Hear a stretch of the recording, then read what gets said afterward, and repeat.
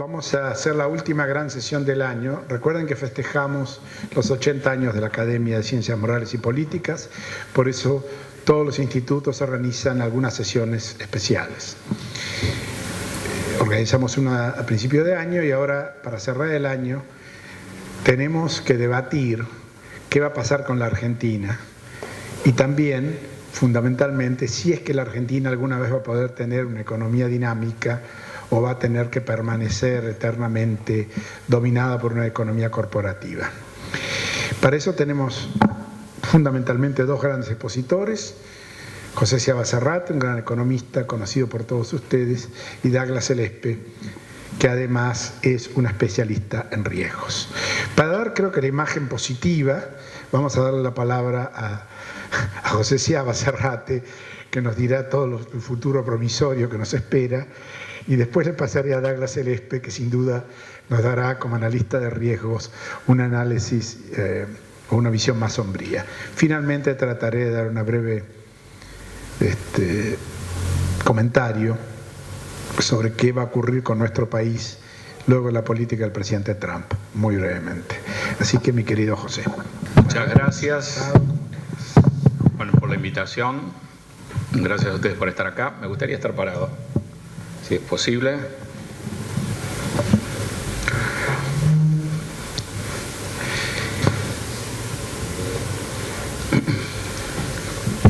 Bueno, vamos a hablar de algunos temas de la economía argentina, por la brevedad del tiempo.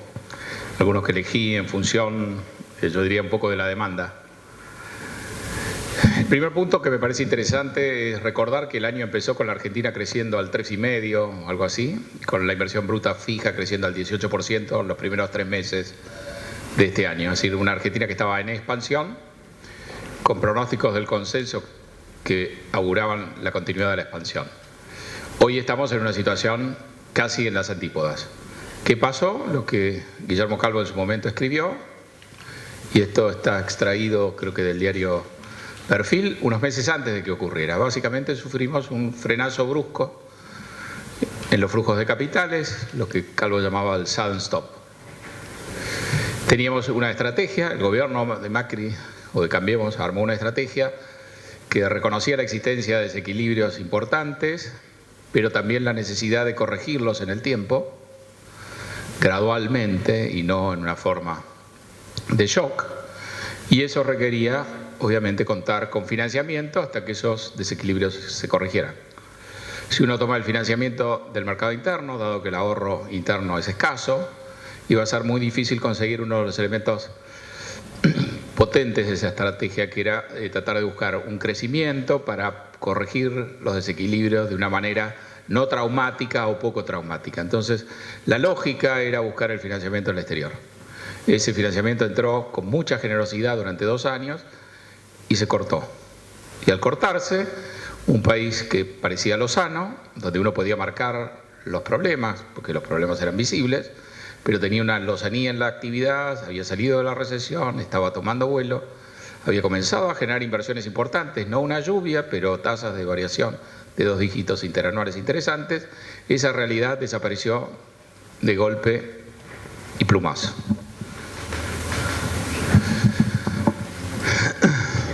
Y acá voy a ir muy sucintamente en 2 slides, en 2 filminas, a presentar lo que es un interrogatorio constante cuando uno habla de estos temas. ¿Cuáles son las preocupaciones que tiene el argentino o el inversor extranjero también sobre la Argentina? Fueron varias, fueron cambiando. Por un lado, si la Argentina tenía la plata para reemplazar ese financiamiento que súbitamente se había cortado. Al principio las dudas era cómo Argentina iba a financiar el remanente del 2018, pero fundamentalmente el 2019. Con el primer acuerdo con el fondo, cuando uno hacía el programa financiero, no quedaba claro de dónde iban a provenir unos 19.000 millones de dólares que eran necesarios. Eso se corrigió con el segundo acuerdo. El segundo acuerdo provee básicamente, uno podría decir, casi la totalidad del financiamiento del sector público soberano para 2018 y 2019. No la totalidad, pero casi. Y dado que ahora se puede renovar las letras de corto plazo bastante bien, la sensación es que el 2019 está cubierto, pero la visión pesimista solo ha hecho un rollover, un corrimiento, y la duda ahora es el 2020, y uno tiene la idea de que si uno cubriera el 2020, a lo mejor la pregunta vendría por el 2021. Ahí está clavada, digamos, de una manera bastante profunda, una desconfianza sobre la capacidad argentina de atender su deuda. ¿Se va a cumplir el programa acordado con el fondo? No se cumplió el primero y muy rápidamente Argentina consiguió el segundo. El segundo es más ambicioso en términos de metas. Esta es una preocupación. La segunda es, ¿va a acompañar la política los requerimientos de ese programa? Bueno, ya hemos visto que la gobernabilidad en Argentina se ha mantenido a pesar de este shock, a diferencia del primero o segundo gobierno radical, como decía Jorge Asís, este es el tercer gobierno radical, ha tenido un traspié que uno podría incorporar en esa familia, y sin embargo el gobierno está firmemente instalado, ha podido negociar acuerdos con el fondo y de alguna manera sigue dictando el rumbo de la política económica. Pero con eso solo no alcanza, había que aprobar un presupuesto, uno sabe que el gobierno tiene minorías en ambas cámaras, también el presupuesto ha sido aprobado. Pero tampoco acaba esto ahora, la pregunta es, ¿qué van a resolver los votantes en las urnas el año que viene? Otra pregunta, ¿podrá la Argentina volver al mercado de capitales? La varianza que tiene la Argentina es muy grande. Empezamos el año, el 4 de enero, antes de Reyes, colocando bonos en el mercado internacional por 9.000 millones de dólares, de distintos colores, de distintos tenores, a la tasa más baja de la historia, dice el comunicado oficial del Ministerio.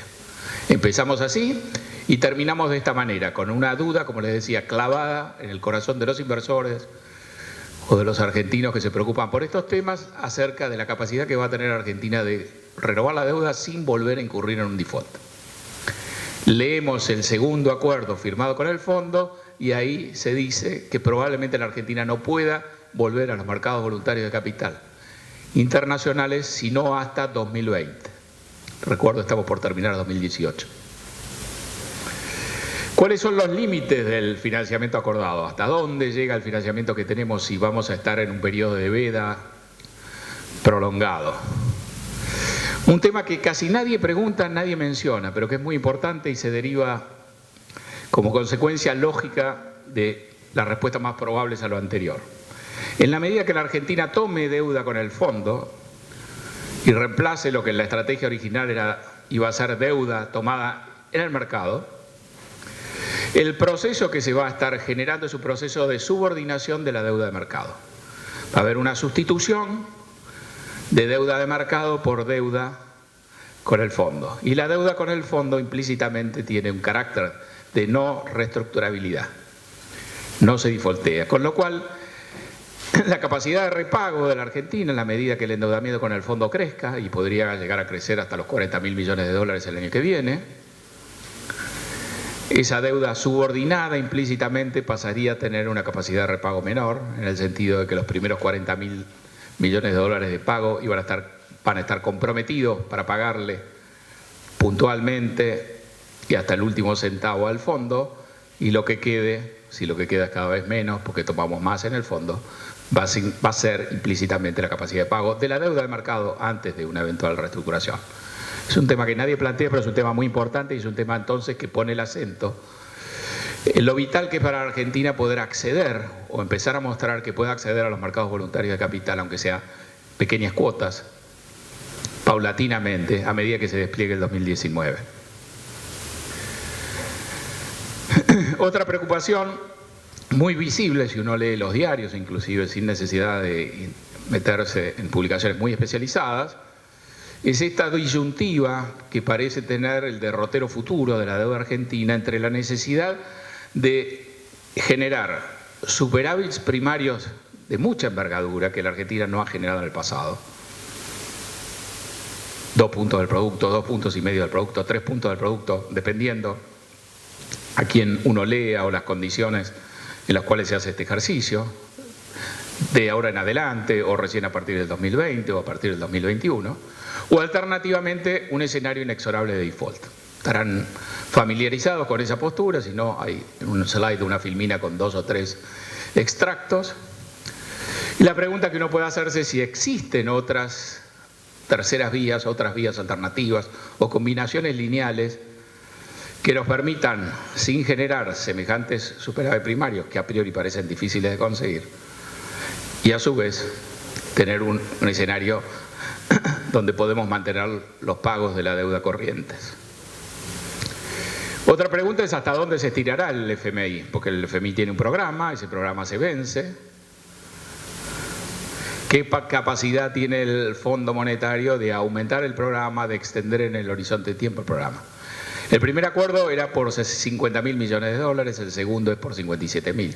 Podría haber un tercero si damos cumplimiento en gran medida a las cláusulas del fondo, pero no tenemos acceso aún así a las condiciones de mercado. Podría el fondo estirar el financiamiento, demorar la estructura de cobro, digamos, de los vencimientos, de lo que ya nos prestó, sumar más recursos. Un tema muy importante, cuando hemos estado 5 o 6 meses absorbidos por una corrida cambiaria incesante, es cómo incorporar algunos elementos, algunos prospectos. Vaca muerta es el más claro, pero está lejos de ser el único. La minería podría ser claramente otro elemento, la pesca y otras actividades. ¿Cómo deberíamos incorporar vaca muerta y otros prospectos a la ecuación intertemporal? Porque hemos tenido una corrida donde nos faltaban dólares de una manera gravosa, la cotización subía sin freno y a la par tenemos un prospecto nuevo como vaca muerta que ya no está en el estado temprano de análisis de 2 años atrás. Una compañía como Tecpetrol en 1 año y medio ha hecho inversiones en gas y de no producir nada de gas, hoy provee más del 10% del gas y va a proveer a lo mejor el 15% del gas de producción nacional en un espacio temporal bastante reducido. Una Argentina con vaca muerta produciendo, y ya conocemos la geología de la roca, sabemos en qué condiciones está y sabemos que puede producir gas y petróleo a costos inferiores a los precios internacionales, con un margen importante como para pensar en la posibilidad de una exportación futura y la generación de divisas. Una Argentina con un vaca muerta, una Argentina pensada como con una pampa húmeda adicional, por usar una metáfora. ¿Qué tipo de cambio de equilibrio requiere hoy? Es fácil pensar que el tipo de cambio de equilibrio de la Argentina en esas condiciones, si esto se desarrolla, y hago la mención de que esto requiere además inversiones adicionales para desarrollarse plenamente, esa Argentina necesita un tipo de cambio inferior al tipo de cambio histórico, que es a lo mejor el que estamos usando como vara para decir si el tipo de cambio está atrasado, adelantado, o si estamos lejos o cerca de lo que pudiera ser una situación de equilibrio. Ese es otro elemento a tener en cuenta y quizás el gobierno, que es la víctima de esa corrida, no ha sido capaz de incorporar, de meter en esa visión estos elementos. La minería me viene a cuento porque la minería en Chile exporta 40.000 millones de dólares, en la Argentina 4.000 millones de dólares anuales y ambos en cierta medida trabajan sobre una misma montaña. Había proyecciones para esta fecha hechas en los años 90 y para fechas anteriores donde la Argentina parecía exportando 10, 12.000 millones de dólares. Hubo un cierto dinamismo, después se frenó, etc. La relación con el mundo es un elemento central también en esta dinámica. Es un componente, si ustedes quieren, de la parte política. La política nacional ha mostrado una increíble capacidad de un gobierno no peronista para mantener la gobernabilidad aún en condiciones adversas. Para sancionar leyes como nunca antes, una coalición había logrado sancionar teniendo minorías en las 2 cámaras. Para sostener una coalición en condiciones muy difíciles. Creo que la otra novedad es la dosis de apoyo internacional, que fue muy importante al comienzo del gobierno de Macri para darle estabilidad y que fue fundamental este año para conseguir, entre otras cosas, un acuerdo muy rápido con el fondo y la segunda versión de ese acuerdo cuando el primero quedó incumplido en tiempo récord. Y concretamente creo que el apoyo de los Estados Unidos, presididos por el señor Trump, que de ordinario está con grandes problemas con muchos de los socios tradicionales de Estados Unidos, pero que en el caso de la Argentina ha dado muestras importantes de apoyo que han sido utilizadas y que podrían usarse hacia adelante. ¿Cómo impactan además los avatares internacionales? No es arriesgado decir que los problemas argentinos comenzaron unos días antes de la Navidad del año pasado, cuando el Congreso de Estados Unidos le aprobó a Trump la reforma tributaria en los términos que el presidente había planteado. Esto es con una reducción muy agresiva de impuestos y sin la compensación que le exigían, por ejemplo, al presidente Obama, de una reducción en paralelo del gasto. Y por ende, esa reforma, sancionada antes de terminar el año pasado, proyectaba un incremento, un aumento sustancial del déficit fiscal en Estados Unidos, que en los próximos 10 años suma algo así como $1 billón o 1.5 billones de dólares de los nuestros, 1 trillion and a half, según la definición estadounidense. Y en una circunstancia donde a la par la Reserva Federal está reduciendo el tamaño de su hoja de balance, esto es, está dejando que las posiciones en renta fija que tienen su activo venzan sin renovarlas, esto implica, por ejemplo, para un año como el que viene, que la necesidad de buscar financiamiento para cubrir las necesidades del Tesoro en los mercados se acreciente en un año en $1 billón. Cuando esto se sanciona, cuando esto se convierte en ley, los mercados lo que empiezan a repensar es qué impacto va a tener esto precisamente sobre los países, sobre las compañías, sobre los emisores que tienen que ir a los mercados internacionales para financiarse. Y Argentina muy rápidamente queda en evidencia, y los problemas de Argentina aparecen cuando aparecen muy tibiamente los primeros problemas en el mercado internacional. A la par, Trump toma otra decisión bastante audaz, que es no renovarle el mandato a Janet Yellen al frente del Banco Central en los Estados Unidos, elegir a uno de los gobernadores, Jerome Powell, convertirlo en líder, y uno advierte un cambio de postura de la Fed, de la Reserva Federal, detrás de esa transición. Un discurso mucho más duro, severo, y la advertencia de que a lo mejor no iban a alcanzar este año con 3 subas de tasa de interés, sino iban a hacer falta 4.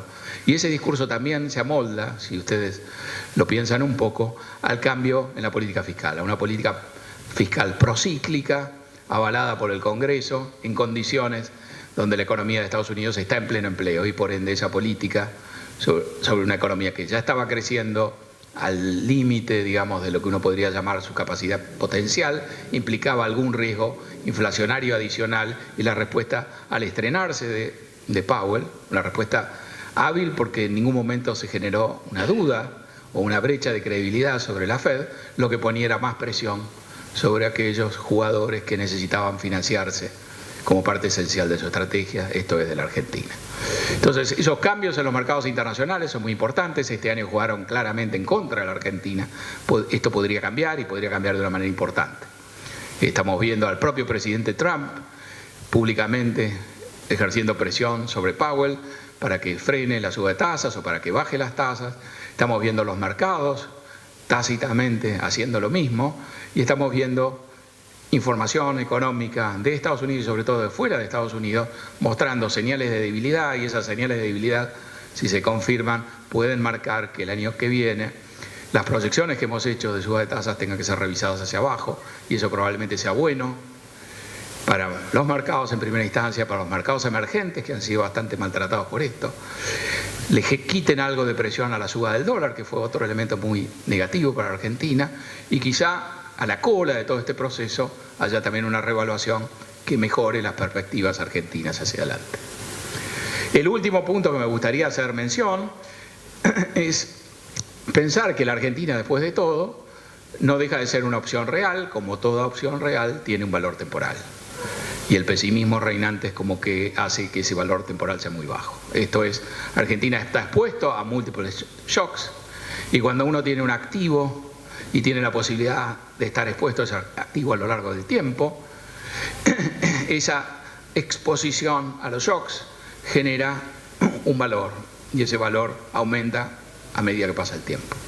Podemos pensar que a la Argentina le va a ir bien o mal, pero cuanto más tiempo tengamos para jugar esa alternativa, cuanto más tiempo tenga capacidad Argentina de mantenerse en circulación, el valor de Argentina, si esto es así, debiera ser más alto, cosa que los mercados están negando o mezquinando de una manera bastante llamativa.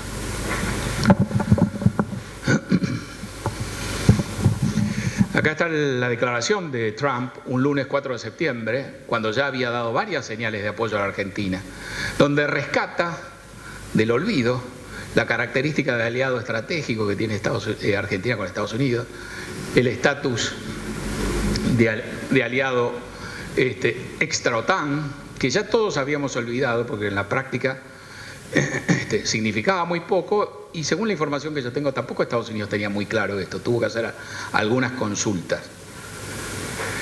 Pero esta declaración, en situaciones donde estábamos a mitad del río con el acuerdo inicial del fondo inoperante y con un hipotético segundo acuerdo que estaba en el aire, creo que marcaron también un mensaje muy potente para los mercados de que en última instancia, por alguna razón que no nos queda del todo clara, Estados Unidos salía a apoyar con mucha firmeza a la Argentina, diciendo también con mucha claridad que el canal para usar ese apoyo no era el apoyo directo, sino el fondo.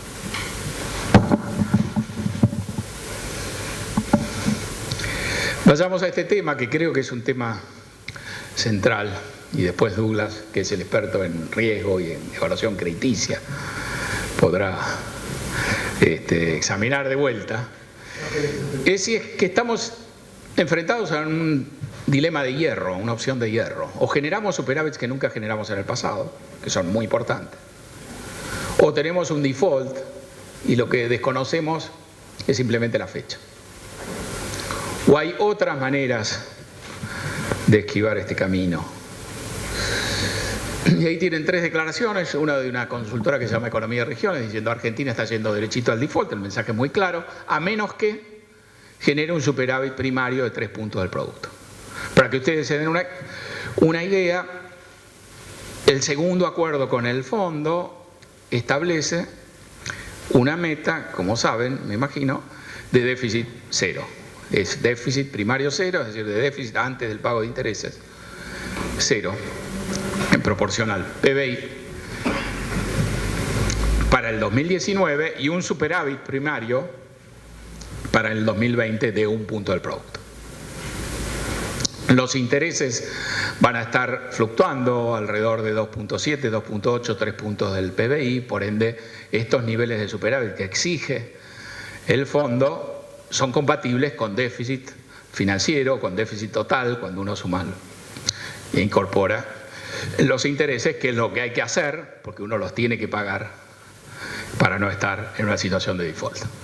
Roque Fernández, otro economista celebrado, pausado, tranquilo, habla de un superávit de 4 puntos del producto en el 2021, no ahora, pero sí en el 2021. Y si no, nos enfrenta con un escenario muy binario.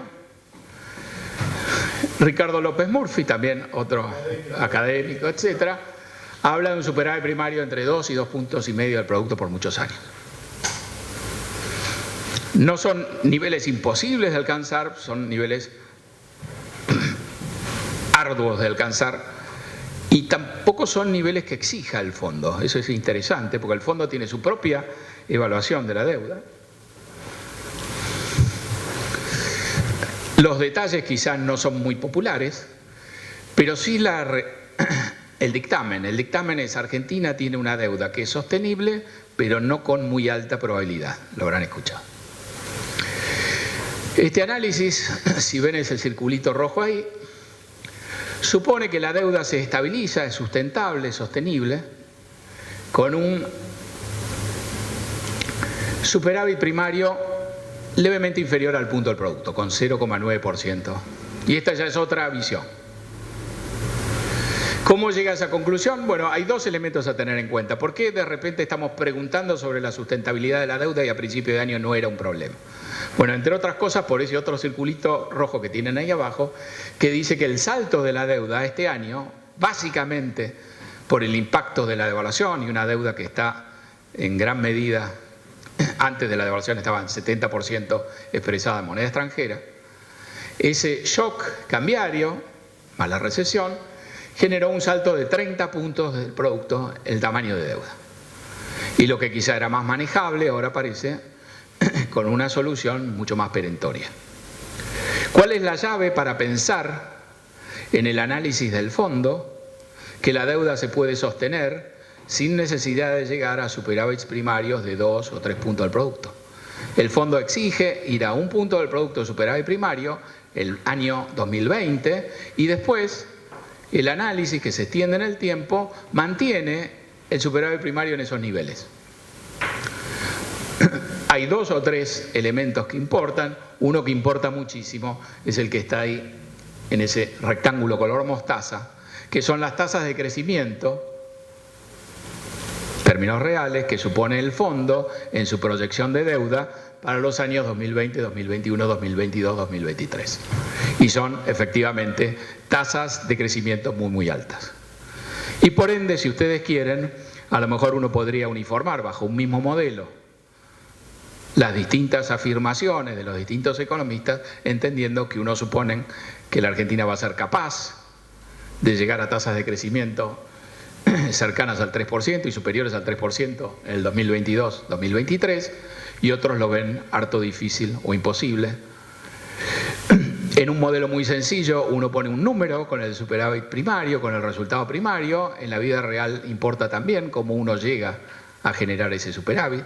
Hemos visto que en el apuro por nivelar las cuentas ya muchas de las decisiones que se han tomado pasan por aumentar fuertemente los impuestos, y es evidente que esa vía tiene algún efecto deleterio sobre la capacidad de crecimiento hacia adelante, sobre todo cuando ya estamos en niveles de presión tributaria que son muy, muy altos, cuando muchos de los impuestos que podemos aplicar y cobrar y tener la certidumbre de que se van a poder cobrar, tienen un problema en términos que son distorsivos o generan algún daño a la capacidad de crecimiento o a los incentivos de inversión. Pero ahí también entran los vacas muertas o los proyectos de minería o proyectos específicos que probablemente también puedan ser capaces de sortear esos inconvenientes, a diferencia de otros sectores. El mensaje es muy sencillo: el futuro no está escrito en piedra. Hay distintos caminos. Influye también la evolución del tipo de cambio real. Hemos tenido una muy fuerte apreciación del tipo de cambio real, un overshooting. Eso podría corregirse en el tiempo. Esa es la dinámica que imagina el fondo. Influyen las tasas de interés, aunque influyen menos en el análisis del fondo porque no toman en cuenta los instrumentos de corto plazo, las LETES. Y segundo, porque en realidad Argentina, en la administración de la deuda, colocó, digamos, deuda con un espectro de plazos de vencimiento muy bien distribuido. La cosa se complicó con la deuda del Banco Central, en pesos, con los LEBACs y en cierta medida con las LETES. Pero los vencimientos de los bonos están bastante bien distribuidos, si ustedes quieren, con excepción un poco del Bonar 24 que lo recibió el gobierno de antes. Ese es el diseño, si ustedes quieren, gráfico de esta dinámica. Pueden mirar la última columna, y la última columna dice cuál va a ser el cambio acumulado al final del año 2023 si se aplica el plan y las circunstancias se dan conforme al plan. Esa parte inferior, debajo de la línea de flotación, color verde, lo que señala es el efecto benéfico que va a tener la tasa real de interés, y básicamente, si uno lo descompone, es porque está suponiendo una tasa de crecimiento nominal y un cambio en el tipo de cambio favorables que van a permitir reducir el efecto de shock. Y el salto gris es el salto gris que ustedes ven ahí también en el 2018, este efecto que ellos llaman residual, que es el efecto del shock y de la crisis. En buena medida es el optimismo y el pesimismo de los argentinos y de los inversores el que va a determinar muchos de estos resultados a la postre. Y si es demasiado pesimista, entonces para que estos resultados se mantengan, probablemente haya que hacer un ajuste más fuerte y cruzar los dedos para que ese ajuste no sea contractivo. En el corto plazo, esto se sostiene más allá del papel, y eso también es bueno reconocerlo, en el hecho de que parte del esquema que se aplica para obtener una mejoría en el resultado primario descansa sobre las retenciones, que tendrán múltiples inconvenientes, pero que es un componente duro que se va a recaudar y que uno puede pensar que va a mantener esa capacidad de recaudación en términos reales independientemente de los avatares que tenga la economía argentina. Si la recesión sea más profunda o no, eso no depende, no tiene una elasticidad de renta con la actividad local, depende más de otros factores. Si no hubiéramos tenido retenciones y este esquema lo hubiéramos montado sobre la propia recaudación, incrementando, digamos, en forma proporcional todos los impuestos, quizá acá tendríamos una duda adicional, cómo va a hacer el gobierno para mejorar la recaudación real con una economía que se contrae.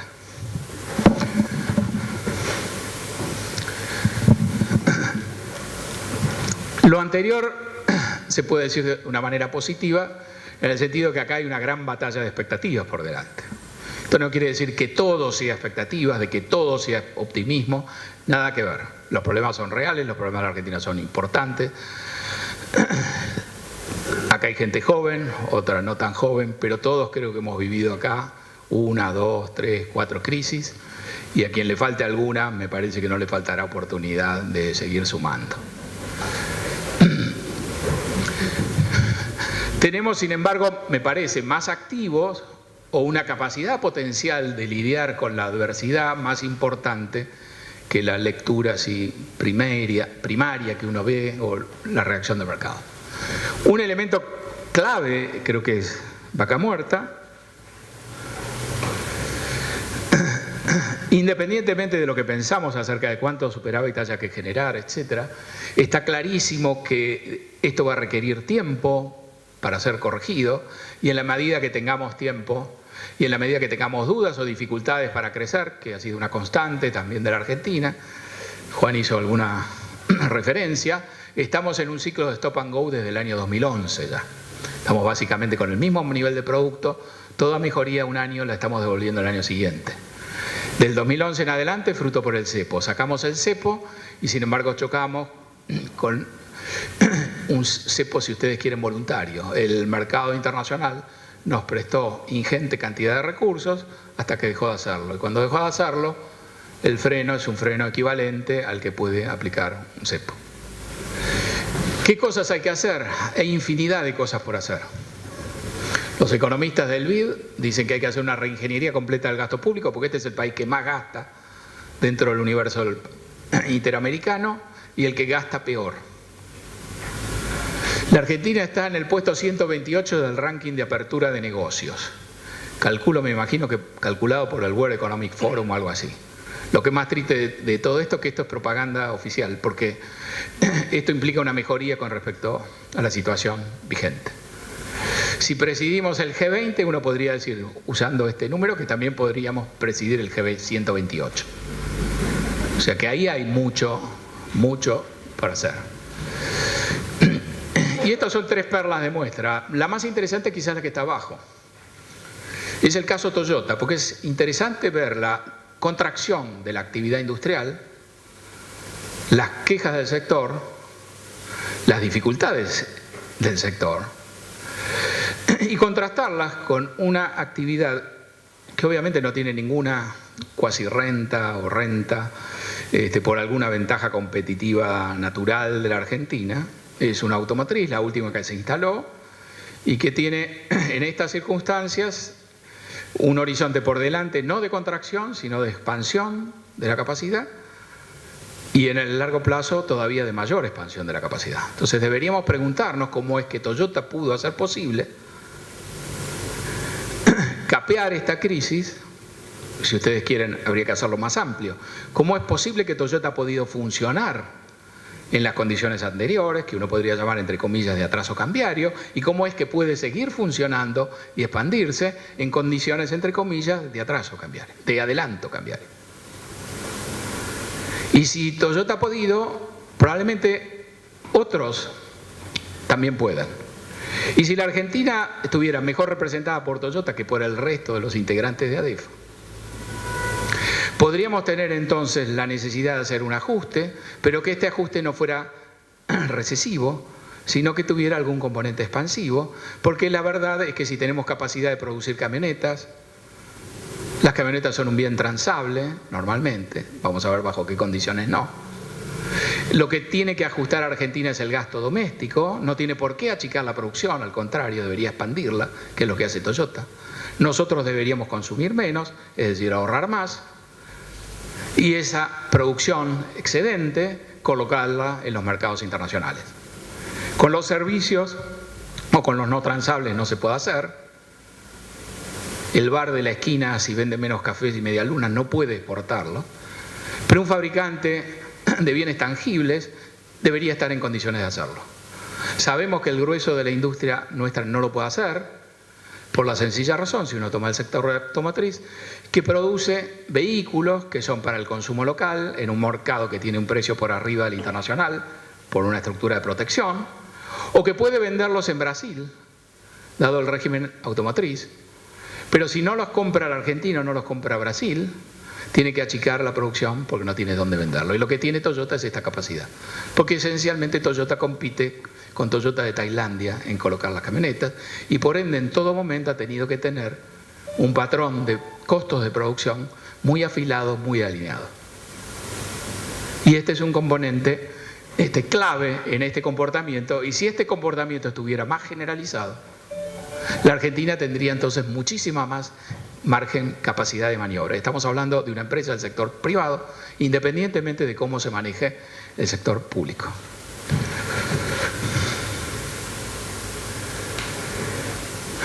Ya para ir cerrando, un elemento clave en el descarrilamiento de la Argentina, o en las dificultades de la Argentina, o en las dificultades de una estrategia que necesita tomar financiación del exterior, es cómo va a responder la Reserva Federal con su política monetaria en 2019. Los cambios en 2018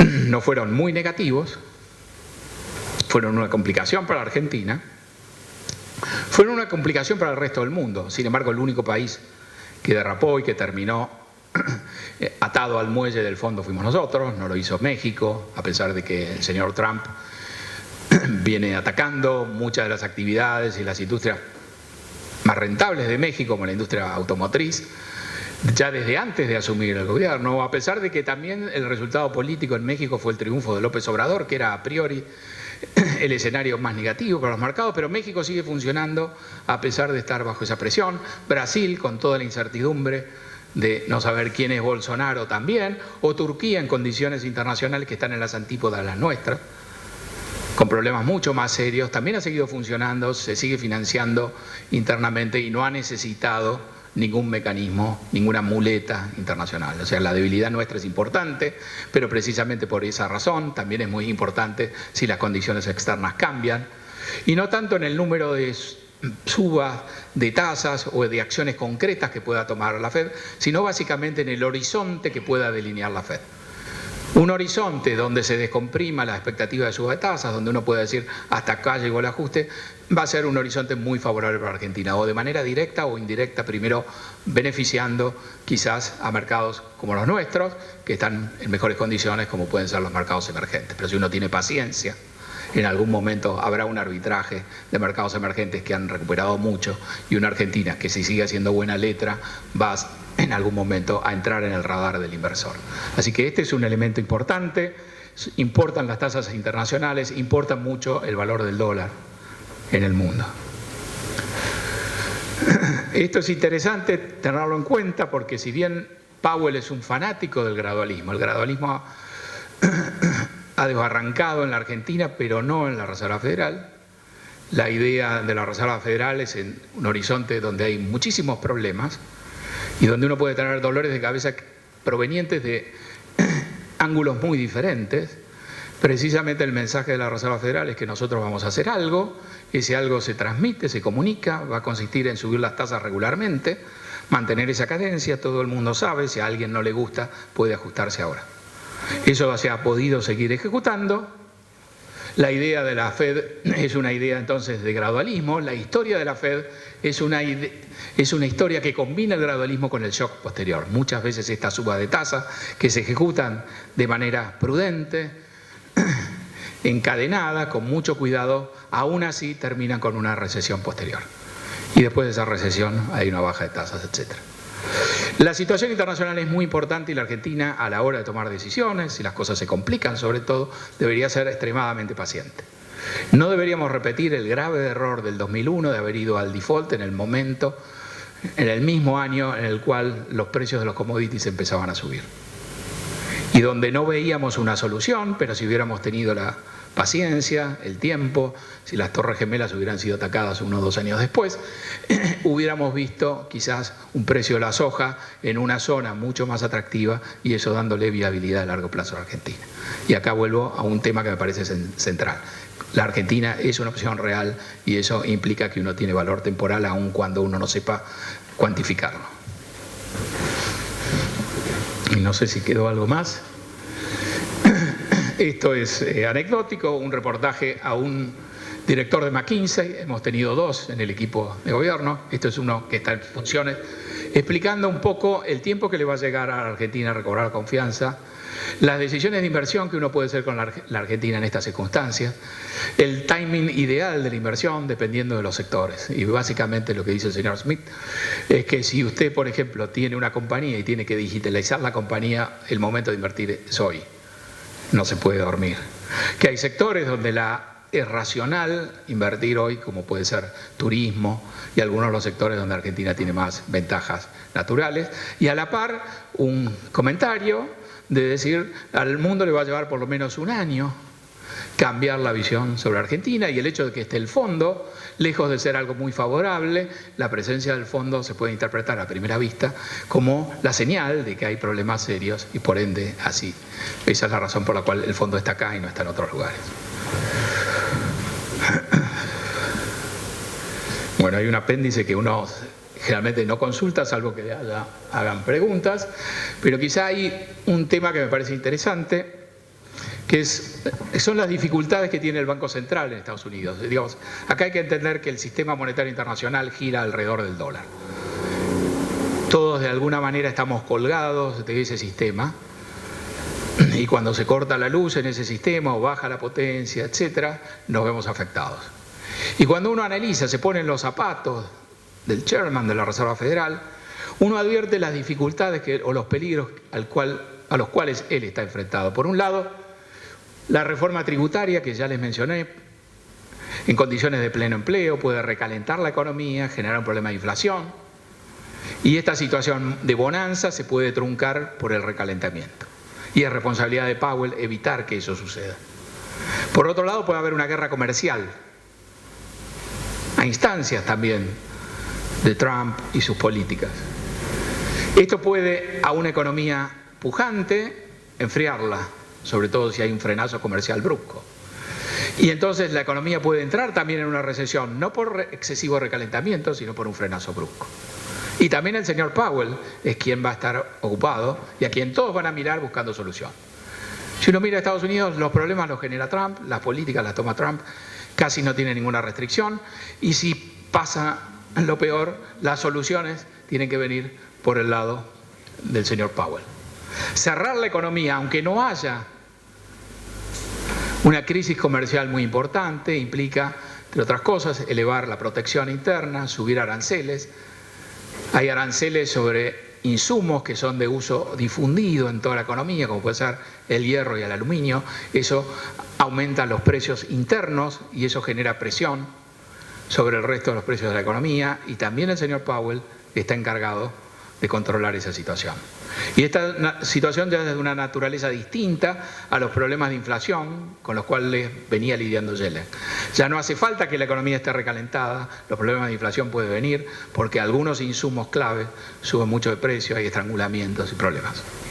Y por último, en el afán de tratar de remediar estos problemas, la Reserva Federal, con esta política gradual de ir subiendo las tasas, sobre todo si uno entiende que la visibilidad es muy baja cuando uno conduce el Banco Central, porque hay muchos shocks ocurriendo a la vez, hay debilitamientos que pueden ser temporarios, uno podría pensar que son definitivos o muy importantes, que es la situación actual, y viceversa. En esa tarea, la Reserva Federal puede excederse, que es la historia de la filmina anterior, ajustar de más y solo percibirlo al cabo del tiempo, y también, entonces, la propia Reserva Federal involuntariamente puede generar una recesión. O sea que el escenario internacional es realmente de una gran complejidad, los problemas pueden venir de varios lados. Quizá el punto a favor es que buena parte de este escenario se ha desplegado ya en el 2018, y lo que queda para el 2019, además, es un residuo de la reforma tributaria que bajo los ojos de un análisis imparcial como la Oficina de Presupuestos del Congreso, que es la que le presenta la evaluación económica y financiera de los distintos proyectos de ley a los legisladores de todos los partidos, de manera tal de que puedan fijar una posición conociendo, a sabiendas de cuáles son los impactos. En ese análisis lo que se contempla es que en el largo plazo la reforma tributaria es neutra en términos de actividad. Está muy claro que acelera la actividad, le da un gran empujón frontal, pero después lo que sobreviene es una desaceleración, o sea que la Reserva Federal o el Banco Central sabe que en algún momento, probablemente el año que viene, tenga que enfrentar, a lo mejor sin preaviso, un debilitamiento de la propia economía porque el estímulo generado por Trump se apaga. Y si uno ha visto la última data o los últimos datos, hay una caída, por ejemplo, en los bienes de capital, en las órdenes de bienes de capital de 4,4%, que le empieza a señalar a uno que a pesar de que la reforma tributaria está sesgada para reducir la carga impositiva sobre las empresas y de alguna manera esto el Partido Republicano lo presentó como una manera de incentivar la inversión, este indicador que está ligado a la inversión, es decir, los pedidos de bienes de capital, ya está mostrando señales de debilidad. Para la Argentina, si la Argentina pudiera pedir algo, y a veces hay que tener cuidado con lo que uno pide porque lo concede, lo ideal sería que Estados Unidos desacelere y que la brecha entre Estados Unidos y el resto del mundo se haga menor, que todos sigan creciendo, que le vaya muy bien a Bolsonaro, que le vaya muy bien a México, todo eso nos sirva. Y es probable que por lo menos la primera parte, que esa pujanza extra que ha tenido Estados Unidos disminuya el año que viene. Y esa es otra razón más para pedir que la Argentina sea paciente, que no se apresure aún en los casos de dificultad. Gracias. Bueno, cuando termine de hablar ustedes se van a dar cuenta que predecir lo que va a pasar es tan difícil como saber quién va a ser campeón de América. Así que no quiero decepcionarlos al final, prefiero decepcionarlos al principio. Muchas gracias por la invitación, es un gusto. Y en aras del tiempo, voy a tratar de mostrarles todo el trabajo que hice. Se lo voy a mostrar, va a estar a disposición, pero me voy a referir solamente a algunos de los cuadros. Además, algunos de los cuadros son muy similares a lo que presentó José, que como de costumbre me deslumbra con su sabiduría.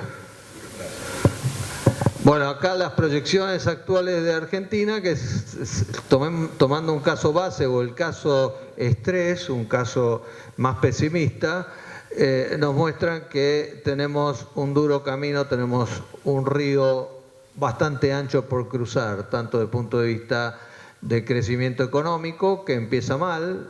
Lo sorprendente es que, como dijo José, hasta el primer trimestre de este año veníamos esperando un crecimiento de un 3% anual.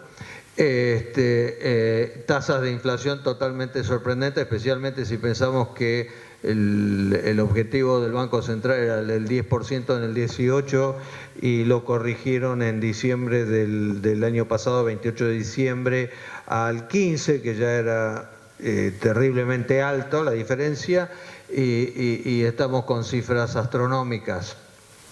Tipo de cambio promedio y tasa de interés que básicamente siguen precisamente la evolución esa.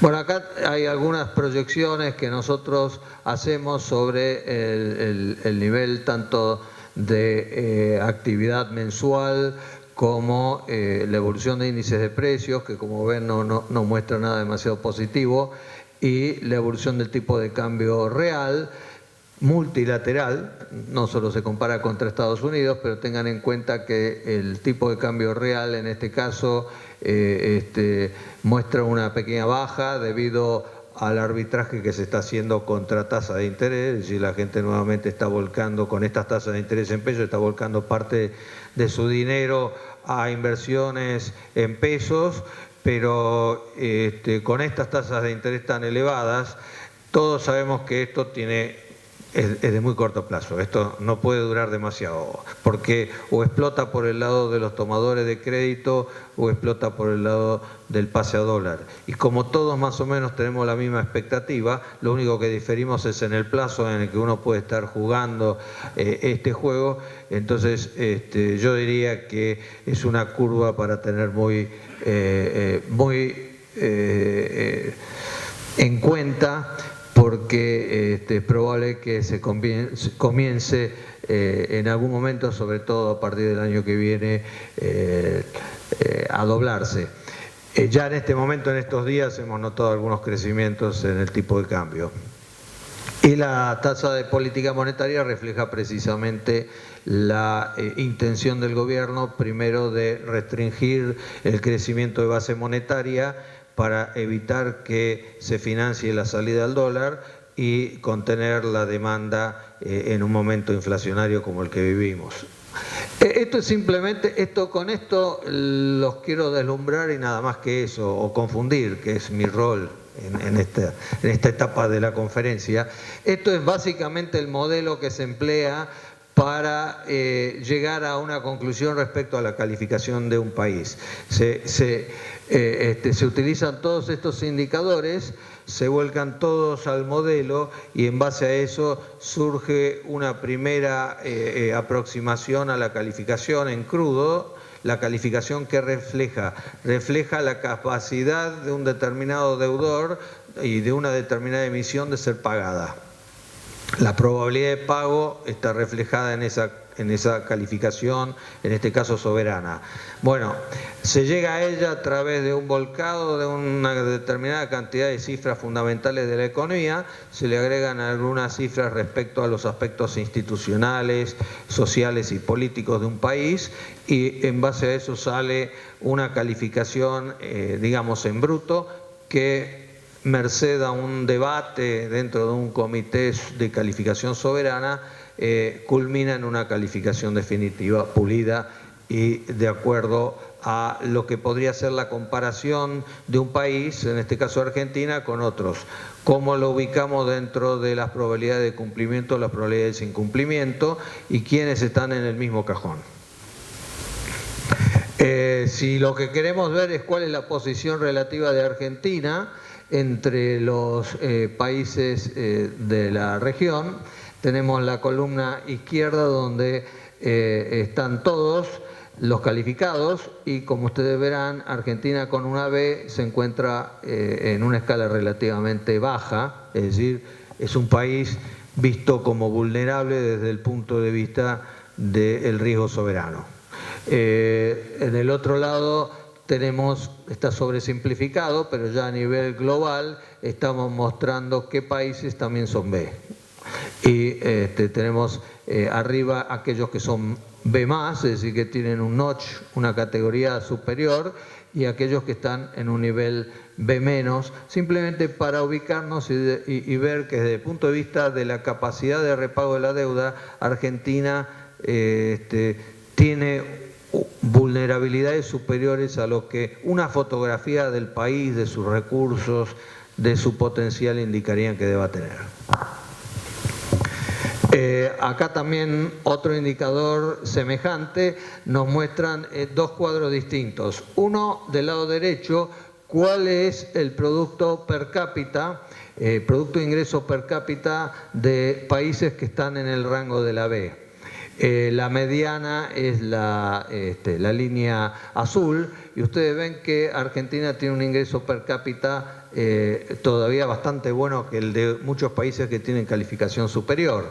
Y en este lado lo que encontramos es tal vez un punto importantísimo, lo que tenemos que tener en cuenta desde el punto de vista predictivo, que es cuál es la liquidez de Argentina frente a otros países. Es decir, ¿cuál es la capacidad de Argentina para generar recursos, sobre todo en divisas, como para repagar su deuda? Y desde ese punto de vista hay unos cuantos países que tienen mejor liquidez que Argentina, inclusive con nota menor porque Argentina tiene algunas otras ventajas comparada con esos países. Pero desde el punto de vista de liquidez, que es un factor importantísimo desde este punto de vista, Argentina se encuentra en este cuadro abajo. Bueno, esto simplemente para mostrar algunos de los distintos índices que se elaboran para llegar a tomar conclusiones respecto a la calificación. Lo único que me interesaría es comentar el índice de confianza, que es el de la Universidad Torcuato Di Tella, que como verán no nos deja muy bien parados desde el punto de vista de confianza, que es un factor fundamental desde el punto de vista cualitativo, y la volatilidad del PBI, que ya la comentó José, que como vemos es un serrucho. Nuestro PBI, si fuera un enfermo del corazón, no daríamos 2 pesos ni 2 semanas de vida.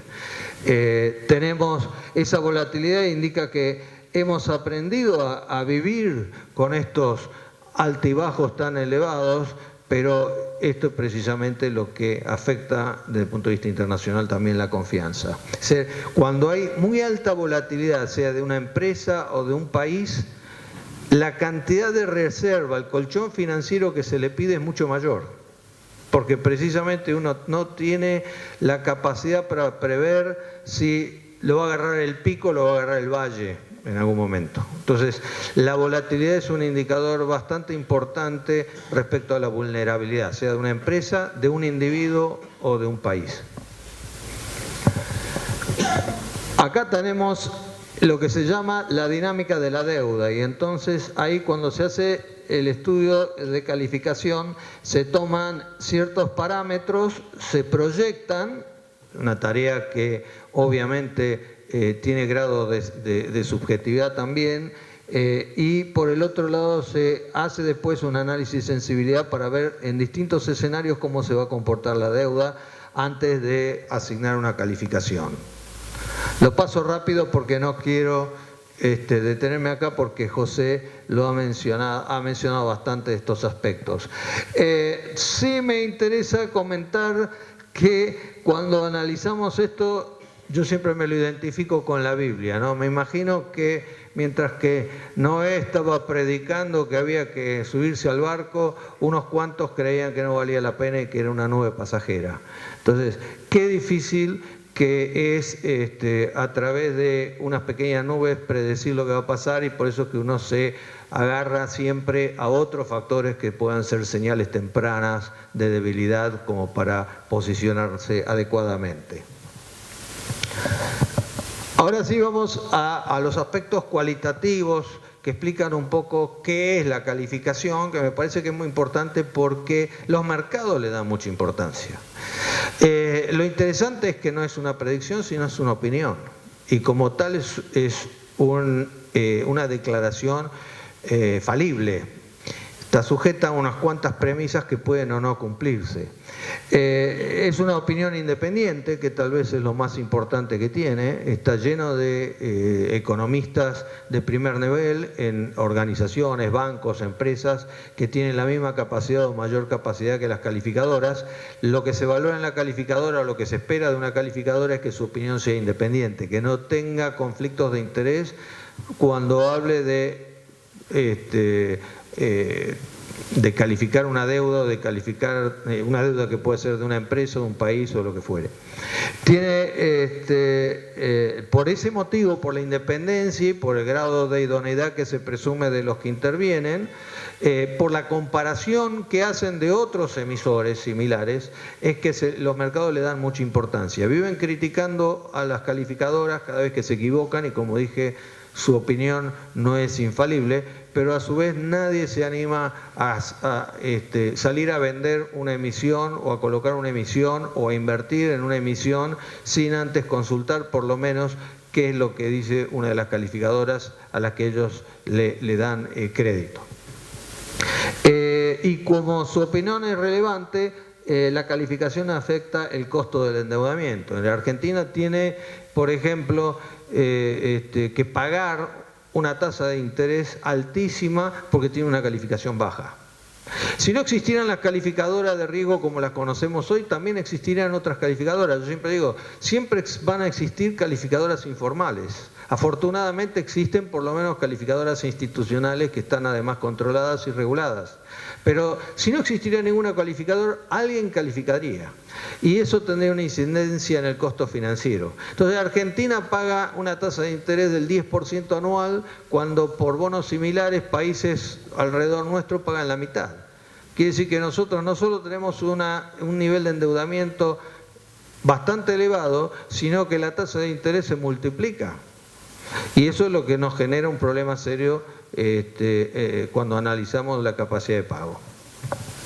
Permite comparar peras con bananas, porque a través de la calificación yo puedo comparar distintas deudas de países de acá, de otras partes del mundo, comparar la deuda de un país con la deuda de una corporación que emite, comparar la deuda de un país contra una estructura de un fideicomiso, etcétera, etcétera. Es un instrumento que desde ese punto de vista permite homogeneizar cosas bastante distintas a las que le voy, de acuerdo a la percepción del riesgo, le voy pidiendo la misma tasa de interés, si son similares.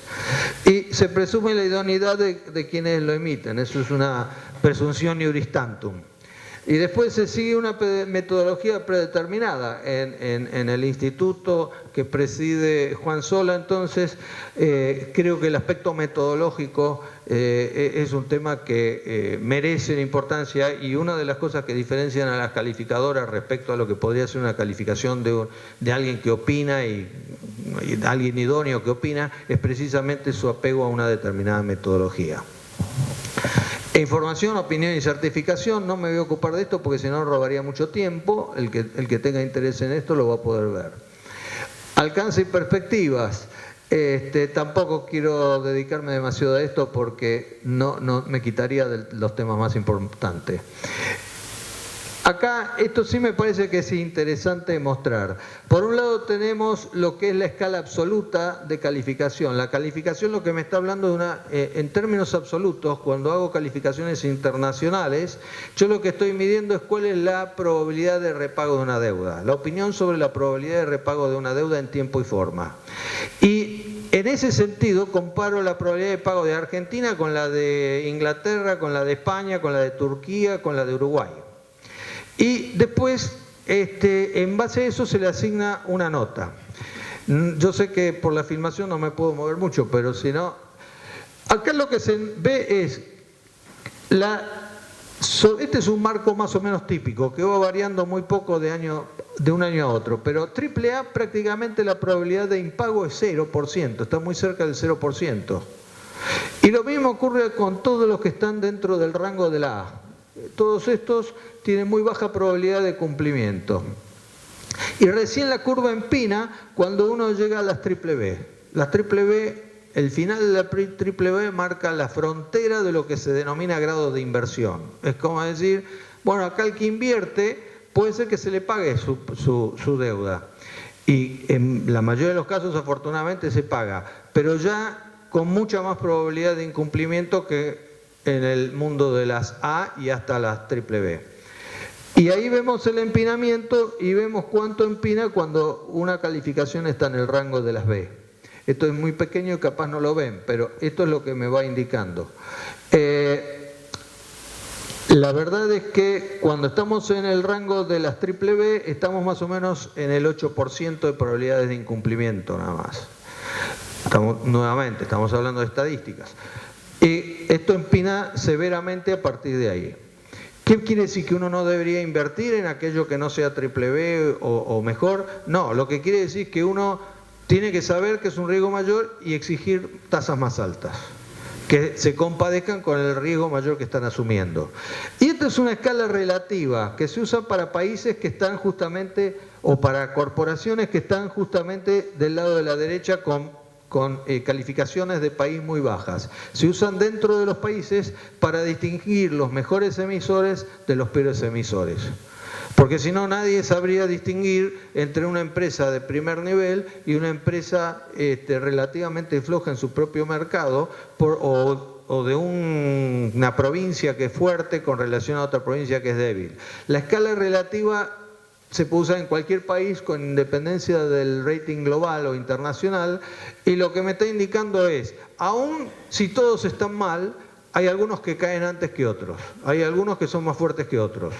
Y entonces lo que estoy queriendo ver es quiénes son, en caso de que haya un problema, quiénes son los que van a caer antes y quiénes van a caer después.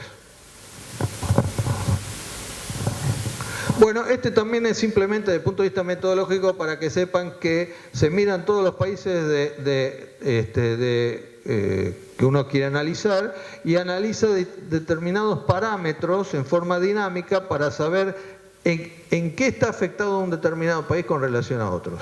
Esto yo utilicé un ejemplo que ya tiene bastante tiempo, 2013, era simplemente para mostrar que en ese momento uno de los problemas que ahora visualizamos de Argentina, que era su elevado endeudamiento, en ese momento era relativamente bajo, porque Argentina, en ese momento a Argentina nadie le prestaba.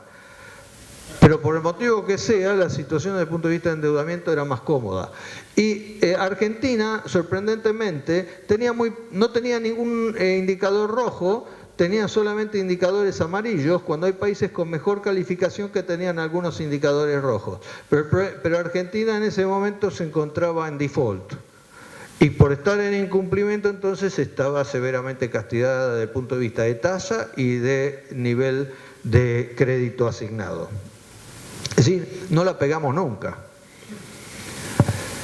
Y ahora vamos al tema de las fortalezas y debilidades. Bueno, ya vieron un pequeño pantallazo de qué usamos y cómo trabajamos. Ahora, desde el punto de vista de síntesis y un poco aprovechando algunos de los comentarios que hizo José, diría que las fortalezas de Argentina, si miramos las fortalezas, las oportunidades, las debilidades y las amenazas de Argentina, entrando a la fortaleza diríamos que tenemos una buena imagen externa del gobierno, eso le facilitó al gobierno el ingreso a los créditos del Fondo Monetario Internacional de la forma que se hizo. No existe precedente de la actuación del Fondo Monetario Internacional. Es más, se anunció el primer crédito sin haber sido aprobado por su consejo, lo cual es bastante poco común en cualquier organización que sea de participación múltiple. Mejor diagnóstico. Y el ingreso del fondo tiene sus pros y sus contras. Tiene como contra, obviamente, que estamos denotando una debilidad fuerte, una debilidad o una incapacidad para conseguir dinero de otra forma, problemas estructurales que son los que justifican participar en un crédito asignado por el fondo. El fondo se coloca en prioridad de pago frente a todos los demás acreedores. Esa prioridad de pago por lo menos alcanza a todos los acreedores que vengan después de la fecha de vencimiento del fondo. Los anteriores tal vez se benefician, pero a su vez el fondo otorga líneas bastante amplias, otorga líneas a baja tasa y es un prestamista de última instancia. Presta cuando los demás no quieren prestar. Así que si tuviéramos que hablar acá un rato largo del fondo, yo podría dar 200 motivos por los cuales el fondo es criticable. Pero desde el punto de vista de lo que tenemos que ver a la luz de lo que ha ocurrido es que el fondo no golpea la puerta para ofrecer crédito, sino que uno golpea la puerta para pedirle dinero y asistencia cuando todos los demás la niegan. Y además lo hace bajo tasas bajas y generalmente por montos relativamente importantes. Después tenemos desde el punto de vista de fortalezas un mejor diagnóstico económico con relación a lo que hemos vivido hasta la crisis con el fondo. Es decir, que Argentina venía con políticas monetarias y fiscales contrapuestas, o por lo menos inconsistentes, y en este momento nos encontramos con un diagnóstico que pareciera ser mucho más realista, aunque la medicina que nos toca tomar después de ese diagnóstico es bastante dura y difícil de soportar. Tenemos como fortaleza Argentina en el terreno energético, está avanzando a pasos acelerados, tanto en materia de energía renovable como energía de shale gas y de petróleo, lo cual nos ubica en una posición a futuro muy cómoda desde el punto de vista energético y este es un avance significativo. El sector agropecuario pasó un año pésimo, el peor en medio siglo, pero sigue siendo uno de los pilares económicos importantes desde el punto de vista de competitividad. El sistema financiero se encuentra sano, se encuentra sólido, cuidadoso, aún con todas estas tasas de interés que están por los cielos, el sistema no ha estallado, ha subido un poco la mora, pero nada en comparación con lo que uno podría haber previsto haciendo cualquier análisis de sensibilidad frente a la suba de tasa. Es cierto que esto no puede aguantarse por mucho y también es cierto que una parte significativa del dinero los bancos lo están colocando en el Banco Central. Pero aún así el sistema financiero se encuentra en una posición excelente y eso es muy importante porque muchas de las crisis financieras internacionales ocurren cuando el sistema financiero está débil y no en momentos en que el sistema financiero está bien. El sector externo está mejorando, el tipo de cambio obviamente ha ayudado significativamente, Argentina ha mantenido artificialmente bajo el tipo de cambio, es decir, con un peso sobrevaluado y ha habido un sinceramiento. ¿Cuál es el nivel de sinceramiento? Depende de distintos factores, pero digamos que ahora nos hemos acercado a la normalidad. Necesidades financieras bueno, que el tipo de cambio se haya sincerado tiene sus aspectos positivos y negativos. Obviamente el salario real cae, la deuda dolarizada aumenta significativamente frente a un Producto Bruto que disminuye. Así que hay buenas noticias y malas noticias. Pero desde el punto de vista de sustentabilidad, tener una moneda como el peso sobrevaluada en el mediano plazo es totalmente imposible de sostener. Es un juego, un espejismo inaguantable. Todo el mundo dice, no, es por un breve lapso hasta que las cosas se regularizan, pero uno entonces se acostumbra al espejismo derivado de ese sostenimiento de una moneda local sobrevaluada y nunca toma las medidas que tiene que tomar para corregir. Esto ya lo hemos vivido muchas veces y no solo Argentina, sino han vivido muchos países, sobre todo los emergentes. Necesidades financieras del gobierno hasta 2020 están cubiertas, es una fortaleza. La debilidad es que a partir del 2020 nos tenemos que agarrar el cinturón. Todo depende de si hacemos buena letra y el mundo comienza a confiar y nuestras cifras fundamentales, macroeconómicas e institucionales empiezan a demostrar que Argentina se puede recuperar, en cuyo caso se va a dar lo que comentó José. Es muy difícil predecir si el modelo va a indicar que Argentina se recupera totalmente por un superávit excesivo o por una mezcla de superávit y crecimiento o por una mezcla de mayor tiempo y menor tasa, etcétera, etcétera. Hay distintas combinaciones posibles, pero cualquiera de ellas depende de que mejore el clima económico, institucional y la confianza. Y nosotros tenemos un problema porque tenemos ahí un reloj que nos han puesto que es el final del auxilio del Fondo Monetario Internacional. ¿Qué pasa el día después? Y bueno, y en el interín tenemos elecciones. El tema eleccionario es un tema no económico obviamente, pero que tiene una influencia, como ustedes se imaginarán, gigantesco. Porque sobre todo en este caso se está discutiendo la continuidad de las políticas, la continuidad de la filosofía, la continuidad de los objetivos. Hay veces que cuando dos partidos de centro discuten las elecciones, los mercados no se mueven demasiado. Pero cuando las diferencias entre lo que postulan distintos candidatos con chance de ganar son bastante grandes, entonces la volatilidad es mayor. Si la volatilidad es mayor, volvemos a lo que dije antes, los riesgos son también más grandes y nadie quiere apuntar a ser el último de salir de la sala cuando se está incendiando. Presupuestos provinciales mejoran, es increíble, pero las provincias tenían un problema similar a la nación, parecía que no eran sustentables, los problemas no se podían resolver y sin embargo los números de las provincias han mejorado significativamente. En parte porque el gobierno ahora no les entrega fondos discrecionalmente, sino que están pactados y están acordados, y en parte porque esa previsibilidad y ese orden requerido en los acuerdos ha mejorado notablemente las finanzas públicas. Y el programa fiscal también está mejorando, todos sabemos que se está cumpliendo, se está llegando aceleradamente a la idea de reducir el déficit y llegar a déficit cero, déficit primario, cero, sin contar los intereses para el año entrante, lo cual implica un esfuerzo fiscal terrible.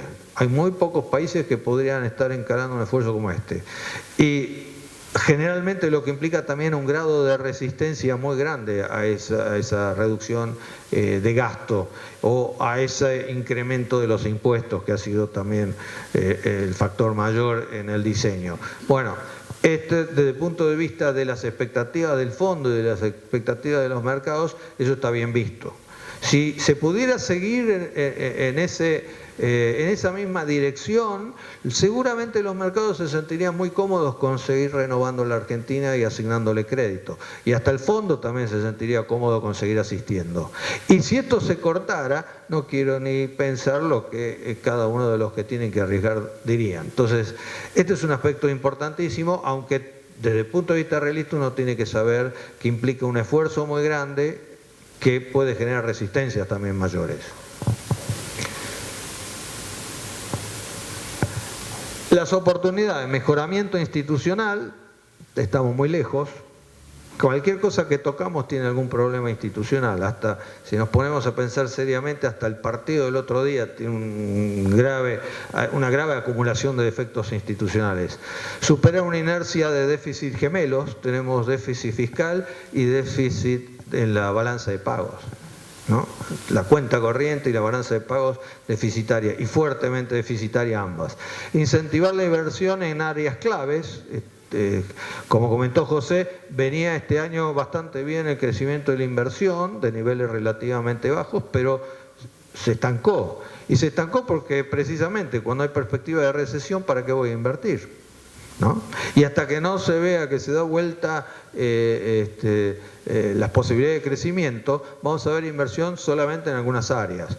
Otro de los temas es lograr la reelección y volver a empezar, o enfrentarse a un cambio de sistema. No quiere decir que la reelección sea la única alternativa, pero por lo menos los mercados lo van a ver como un factor de volatilidad importante. Mejorar la política educativa, no se puede tener un país en crecimiento y competitivo y además enfrentado a la necesidad de innovación y los cambios tecnológicos si no tenemos capital humano preparado para ello. Y Argentina se viene depreciando en materia de educación, así que este no es un tema simplemente bueno para hablar en ciertos círculos o tomando un café. Este es un tema importantísimo y se mira. Argentina, justamente lo que ha destacado históricamente, y los inversores externos lo ven, es por su capital humano. Todavía lo tenemos. Prueba de piso, sin prueba de pisa. Argentina, ustedes vienen a Argentina y se encuentran con buen capital humano. Pero todos nos damos cuenta que ese capital humano se está depreciando y los problemas pueden venir si no nos apuramos. Ahora, los que viajamos mucho, llegamos a ciertos países donde el que maneja el taxi no nos puede llevar ni a una calle con número. Y Argentina se encuentra con, desde ese punto de vista y más allá de todas las críticas que se escuchan, muchas de ellas fundadas, tiene buen capital humano, pero lo está perdiendo. O no están alcanzando las necesidades que tienen otros países que nos han superado ampliamente y vieron esto, ¿no? Estoy hablando de Finlandia, estoy hablando de Corea, estoy hablando de Chile, etcétera, etcétera. Aumentar el mercado de capitales local. Argentina tiene un mercado de capitales tan pequeño que no permite la financiación local, y menos en su propia moneda. Y mientras que eso ocurre, Argentina es dependiente del sector externo, de la deuda externa o de la inversión externa.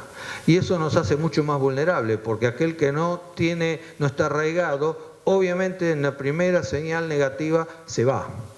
Y para entrar requiere que se le pague mucho mejor.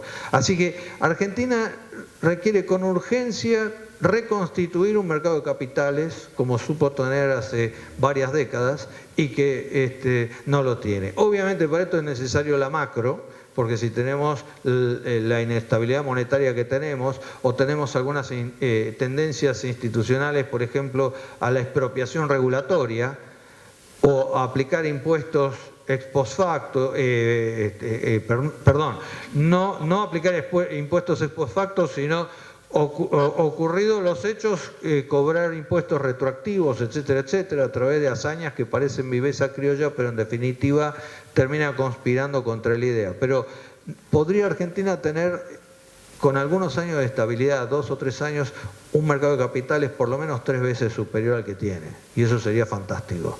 Y estoy hablando de cifras similares a las que tienen los países vecinos. Modificar la estructura de endeudamiento.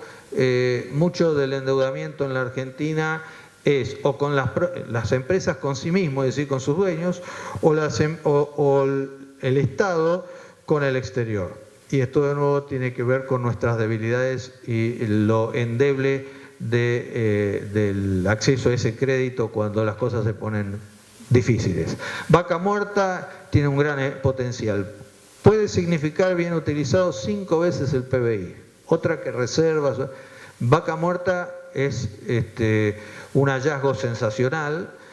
Pensemos que la tecnología para trabajar y sacar petróleo y gas de las rocas ha avanzado tanto que ya su costo compite perfectamente con la explotación convencional, casi compite, no voy a decir que en todos los casos es así. Y nos da un potencial sensacional porque Argentina, en materia de reservas de gas comprobadas, estaría en el segundo lugar de gas no convencional, y en materia de petróleo, si bien es más difícil medir, estaría en el 4.º lugar en materia de reservas no convencionales. Es un potencial increíble, pero hay que sacarlo y hay que traer capital para sacarlo. Y para traer capital hay que tener confianza. Tenemos algunas oportunidades en materia de participación pública-privada. En este momento se había lanzado un programa de 6.000 millones de dólares para mejoramiento de infraestructura en carreteras, etcétera, pero todos los problemas de los cuadernos que todos conocemos ha echado por tierra ese lanzamiento. El gobierno dice que está en vías de resolver el problema, ojalá que tenga razón, pero desde el punto de vista de los especialistas dudan mucho de que estén dadas las condiciones para que ese programa se lance. Tal vez se pueda empezar por PPPs provinciales o por PPPs en otras categorías que permitan precisamente acercar a los constructores y operadores locales e internacionales para mejorar la infraestructura argentina. Es una oportunidad, pero dependerá un poco del desarrollo. En este momento tenemos una gran cantidad de las personas que dirigían las empresas que fueron adjudicatarias que se encuentran cuestionados jurídicamente por todo el tema de los cuadernos. Así que lo de los cuadernos en el corto plazo no nos ha perjudicado para el lanzamiento de las mejoras de infraestructura que habían sido exitosas desde el punto de vista de las licitaciones. Desde el punto de vista de mediano y largo plazo genera estabilidad porque empieza a atacar la corrupción, que es un mal endémico que hay que superar. ESG es algo que en la Argentina parece hablar de Marte cuando yo hablo de ESG, que es evaluación ambiental, responsabilidad social y gobierno corporativo. La G es por gobierno corporativo. Este es un tema que en la Argentina todavía estamos en la prehistoria, pero en el mundo prácticamente no se puede acceder a crédito o a capitales si no las empresas y los gobiernos no tienen buenos parámetros y buenas calificaciones en esta materia. Así que hay muchas oportunidades, pero estamos pendientes de cumplir con lo que se espera de nosotros. Y el mercado hipotecario, que obviamente en situaciones de tasa como la actual o de tipo de cambio como el actual está muerto, pero bueno, si las cosas se regularizaran y entramos en velocidad crucero, como se espera el programa pueda funcionar, aunque muy duro, también la reactivación podría ser importante y mucho más rápida de lo que muchos predicen. Precisamente porque todos estos instrumentos facilitarían crédito más barato, financiación razonable en plazos y a su vez la posibilidad de crecimiento económico. Y después actualizar la legislación de trabajo para hacerla menos inflexible, para facilitar que más gente desocupada pueda tener oportunidades, porque todavía seguimos con el cliché creyendo que la legislación inflexible favorece al empleado. La legislación Inflexible lo único que favorece es a algunos empleados que tienen trabajo. Desfavorece notablemente, y hay pruebas empíricas por todos lados, que desfavorece al que está desempleado, ¿no? Y desfavorece también las posibilidades de crecimiento y de inversión. Entonces, es un tema que merece discusión. Y para eso hay que derribar algunas barreras a las que hizo mención Sol acá cuando habló del corporativismo. Tenemos leyes sindicales, tenemos costumbres sindicales, tenemos tribunales sindicales que no ayudan al desempleado, no ayudan al que está mal.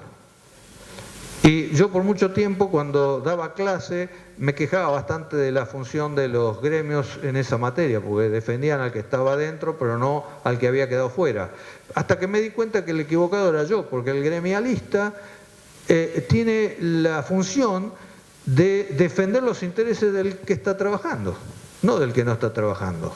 Es el Estado el que tiene que llevar la conciencia a la sociedad de que este no es un tema que se puede dejar en manos del gremialista, porque afecta a los que no están trabajando. Así que es un tema que merece debate porque le daría flexibilidad a nuestros mercados. Hoy en día no podemos competir contra algunos de los mercados. Le pasa también a otros países que nos rodean. Por ejemplo, Brasil tiene una gran cantidad de empresas instalándose en la frontera paraguaya porque el régimen de maquila paraguayo es mucho más beneficioso que el régimen laboral brasileño, a un costo muy inferior y competitivo. Entonces están armando programas asociativos que son buenos para ambas partes, transforman a ambos países en muy competitivos, donde cada uno colabora.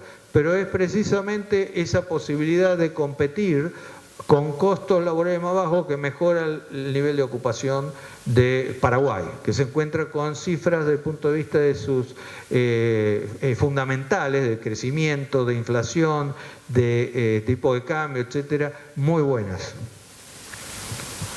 Las debilidades, fuerte suba del endeudamiento, nos condiciona, como cualquier persona que está endeudada. Argentina creció de un nivel del 40%, como mucho, a un nivel del 80% en estos 3 años. Es una barbaridad.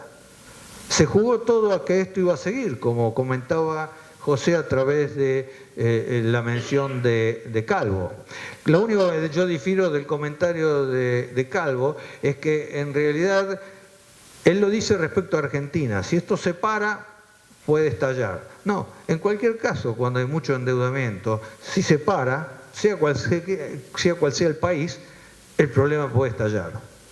Así, precisamente por eso la gente, nuestros abuelos sabían que uno no se podía endeudar más allá de un determinado límite. Débiles datos fiscales, monetarios, PBI, cambiarios. Yo hace poco estuve con un representante de uno de los organismos de crédito internacionales más importantes del mundo. Y hablando de los aspectos positivos, de las fortalezas, él en algún momento se cansó de escucharme, como se estarán cansando ustedes, y me cortó y me dijo, pero escúcheme, no hay ninguno de los indicadores que le dé bien. Fiscalmente tiene un déficit terrible, monetariamente tiene una inflación terrible, desde el punto de vista de PBI están en caída libre, tienen una volatilidad cambiaria y unos golpes terribles. Todo eso, la verdad que condiciona y preocupa. Entonces, este plan por lo menos es consistente, pero es muy duro. Entonces, la duda que tenemos quienes tenemos que analizar el riesgo es precisamente si el plan puede ser sustentable o no sustentable en el tiempo por todas las presiones que genera. Si se pudiera sustentar sería fantástico, porque se empezaría a ver en más o menos 7, 8 meses los resultados beneficiosos de tener un plan consistente. No es el único plan consistente que se puede tener, porque hay distintas combinaciones, pero dadas las circunstancias y las limitaciones por nuestro endeudamiento y plazo de vencimiento, es una apuesta importante, porque es demasiado tarde para volver al otro lado del río.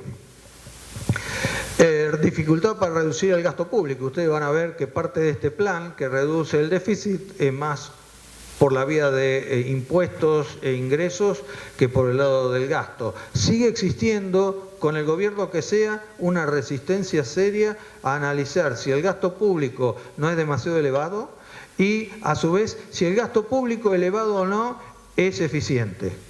Lo comentó José. Y tenemos las dos cosas, una combinación pésima. Tendencia al populismo, no importa el gobierno, resistencia al ajuste, ausencia de inversiones, ya lo mencionamos, bajo nivel general de confianza, que esto es fundamental, porque la confianza puede ser la energía que uno necesita para seguir hasta el otro lado del río. El apoyo, el empuje que a uno le pueden dar para llegar al otro lado del río, ¿no? Muchas veces con los nadadores que tienen que cruzar distancias largas, va un bote al lado. Ese mismo nadador no podría llegar al otro lado sin que tenga la confianza de que si le llega a pasar algo, alguien lo va a auxiliar. Eso en general se le llama prestamista de última instancia. Bueno, a nuestro prestamista de última instancia ya lo usamos y ahora nos van quedando menos prestamistas de última instancia. Pero lo que necesitamos entonces es reconstituir la confianza para poder llegar. Y esto no es un factor económico ni cuantitativo, es cualitativo. ¿No? Gran parte del problema que tuvimos con el tipo de cambio tuvo que ver con la confianza. Se empezó a tratar de contener la suba del dólar aplicando con cuentagota determinadas medidas. Cuando las reglas indican que cuando hay desconfianza, lo que uno tiene que hacer es usar un cañón para matar un mosquito. Y eso es lo que precisamente ayuda a recrear la confianza. No se mandan los soldados a la guerra de a uno. Es muy importante el tema de la confianza. Y no se ha manejado bien a través de los años, y con más de un gobierno, ¿no? Y no es una cuestión de voluntarismo o de frases lindas. Es una mezcla y una demostración. El 80% de las guerras en el mundo no se pelearon. Cuando los ejércitos mostraban su equipamiento, su arsenal y sus soldados, el otro se daba por vencido. Solamente escuchamos de las guerras que realmente existieron, no de las que estuvieron al borde de estallar. Dudas sobre la continuidad, ya lo mencionamos, terrible. Un inversor externo ve el tema como importantísimo y gravísimo. Además, algunos de los países que nos rodean tenemos todavía dudas de continuidad. Tema de Trump, no nos rodea pero nos afecta. El tema continuidad en cuanto a que no se sabe con el carácter de Trump hasta dónde puede llegar y qué puede cambiar. Y en el tema de Brasil tampoco sabemos del todo en qué dirección va a marchar, porque sus promesas electorales han sido relativamente ambiguas, ¿no? Por ahora los mercados se sienten satisfechos y por lo menos desde el punto de vista de Argentina eso es una buena señal, porque es un socio importantísimo. Casi todas las premisas fiscales y monetarias en duda, como lo mencioné, y la tendencia del sector externo que puede ir para bien o puede ir para mal según precisamente cómo se comporta el país y cuáles son las necesidades de financiamiento adicional que pueda tener. Y desde el punto de vista de amenazas, continuidad financiera, renovación de deuda pública y privada. José nos mencionó algunos casos donde a través de ciertos instrumentales se puede ir probando el mercado en la medida que uno se vaya comportando bien. Dolarización frente al fracaso de política económica. Es una amenaza. Muchos pregonaban que la dolarización parecía el único destino para un país que es bimonetario por naturaleza y cultura y que no ha sabido manejarse con su propia moneda. Pero muy pocos se dan cuenta que eso es cerrar el candado y tirar la llave al río. Es muy duro y muy difícil porque después se pierde flexibilidad. Presión social ante el ajuste esperado. Crecimiento de la corrupción y el crimen organizado es una amenaza. Si se combate, tenemos un punto a favor. A veces estas tendencias se anulan, ¿no? Los cuadernos es una movida en la dirección correcta en materia anticorrupción, pero afectó, por lo menos en el corto plazo, todo el proyecto de PPPs, precisamente porque derribó la confianza. En el fondo todo el mundo sabía que en Argentina había corrupción, pero no se podía probar. Continuar el actual sistema tributario, desenvolvimiento de la justicia, también la justicia está en duda, las encuestas también lo demuestran, y la justicia per se, no estoy hablando de la justicia sacrosanta, estoy hablando de un sistema para resolver conflictos. Nadie pone dinero en un país donde siente que el sistema para resolver conflictos es como tirar los dados. China no tiene un sistema que garantice independencia de poderes, de la forma en que lo conocemos en el mundo occidental. Pero los inversores invierten en China bajo la creencia que a China le costaría mucho cambiar las reglas de juego o desalentar la inversión. Y entonces sienten tranquilidad con el sistema. Pero en los países donde uno espera que la justicia opere bajo otras reglas, cuando hablo de justicia de nuevo como sistema para resolver conflictos, si no, uno no siente que tiene garantías, desalienta la inversión. Siempre hay un país ajeno en el cual uno puede sentirse por ahí más cómodo.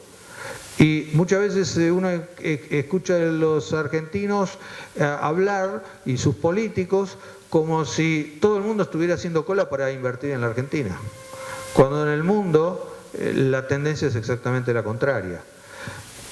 No la contraria que se quieran ir necesariamente a la Argentina, sino que hay un montón de países que quieren cultivar a los inversores, que quieren atraerlos, que quieren seducirlos. Y el deterioro del sistema financiero, que afortunadamente no es tal, tenemos un sistema financiero bueno, es una amenaza si se llegara a afectar, a debilitar. Así que estos son los puntos más importante a tener en cuenta, que complementa un poco toda la información que no les pude dar y lo que comentara José.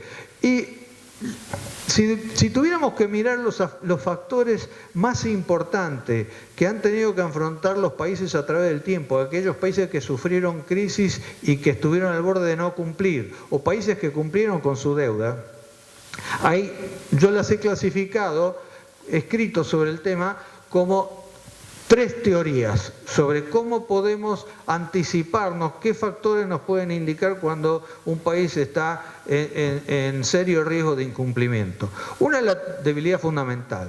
Una dice, bueno, los países que tienen debilidad institucional, falta de reglas jurídicas claras, inseguridad jurídica, que tienen política monetaria inestable y poco seria, política fiscal abusiva y deficitaria, tienen política cambiaria errante, se encuentran dentro de los parámetros de los países que pueden sufrir una crisis de pago. Sin embargo, eso en realidad se aplica a cualquier país del mundo. No es una teoría que no está equivocada, pero no me sirve para predecir nada. Obviamente, los países que no adolecen de estas fallas difícilmente se van a encontrar con una crisis de pago. Inclusive es muy probable que ni siquiera necesiten demasiado endeudamiento, porque es una de las características que tiene. Entonces es una teoría que dice mucho, pero no me resuelve el problema. La de la debilidad emergente dice, no, son los países en realidad emergentes, sobre todo esos países que tienen economías abiertas, con ingreso de flujo de capitales para aprovechar mejoras en la tasa de interés con relación a sus países, los que se encuentran vulnerables porque el movimiento es aprovecho una tasa más alta que en mis propios países, pero en cualquier momento cuando las cosas no las veo bien me voy.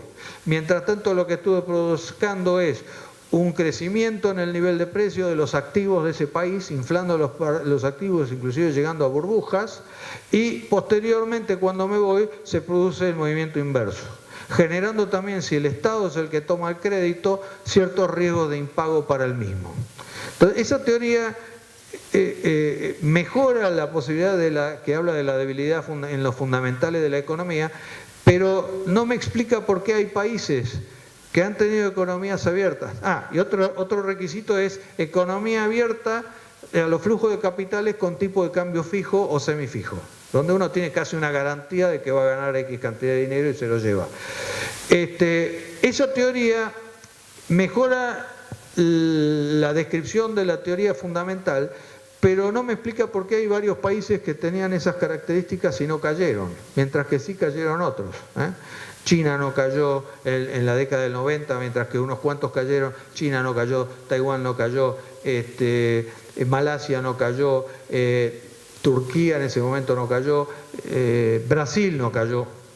Entonces faltaría algo más. Y está la teoría de la debilidad en la liquidez soberana, es decir, que los países que no tienen suficientes reservas o flujo de capitales derivados sobre todo de sus exportaciones o de algún servicio recurrente, se encuentran en debilidad y los inversores que ingresan durante un breve plazo y se ponen muy cerca de la puerta para salir en cuanto haya algo que le despierte desconfianza o que les diga hasta acá llegamos.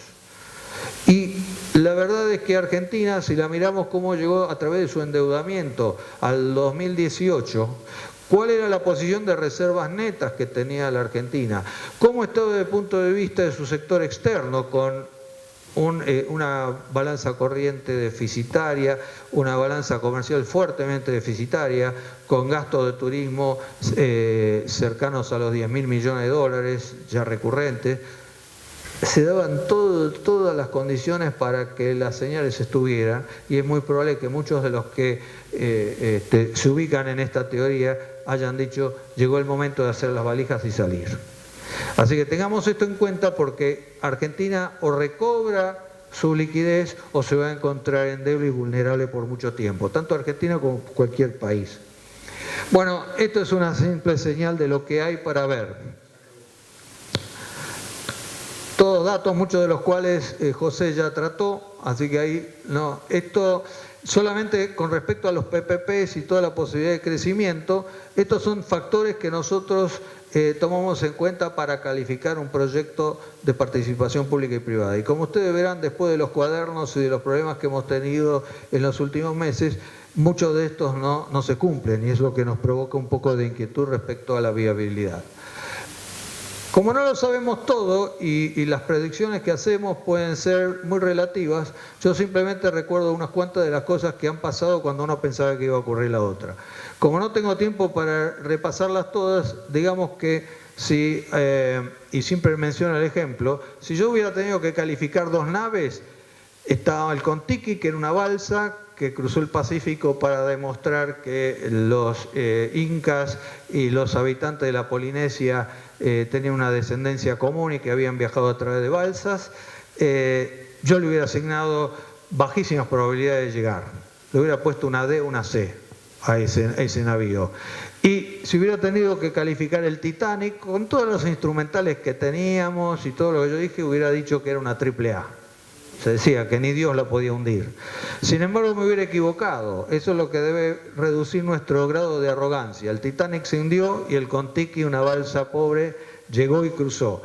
Eso nos ayuda un poco algunas veces acertamos simplemente por casualidad y no necesariamente por sapiencia, aunque sigue siendo bueno la idea de emplear el método adecuado. Y me gusta la frase de Franklin que decía: Dios cura y el médico pasa la factura. Algunas veces sucede así. Así que esto es para relativizar un poco hasta nuestras metodologías en las cuales creo y terminar con la frase de Séneca que decía: siempre que enseñes, enseña a dudar de lo que enseñas. Así que me disculpo ante ustedes y les agradezco la atención. Muchas gracias. Escuchado y sobre todo algunos temas que nos llaman particularmente la atención: la importancia de la regulación, la importancia de las normas, la importancia de las decisiones y sobre todo para los que nos dedicamos al derecho, además de la economía, saber que como todas estas cosas nos deberían poner a reflexionar cada vez que hablamos de justicia, de normas y de decisiones. Yo les agradezco mucho a nuestros expositores y a ustedes por haber venido. Gracias.